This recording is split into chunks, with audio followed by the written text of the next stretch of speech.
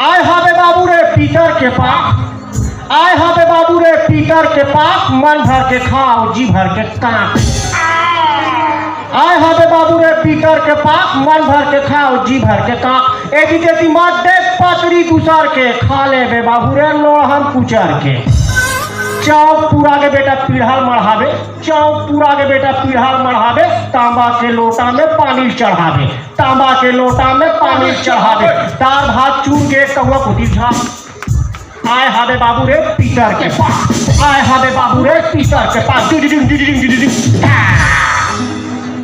बाबा बहाना में किचन में चिकन, बाबा भारी टुकड़ी खाए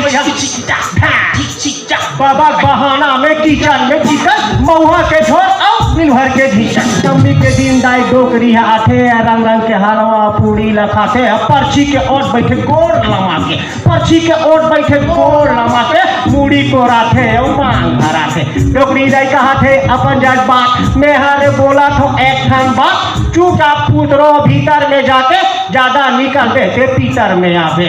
सब चीज हो जाही बेटा तो राम, आए हावे बाबू रे पीतर के पास।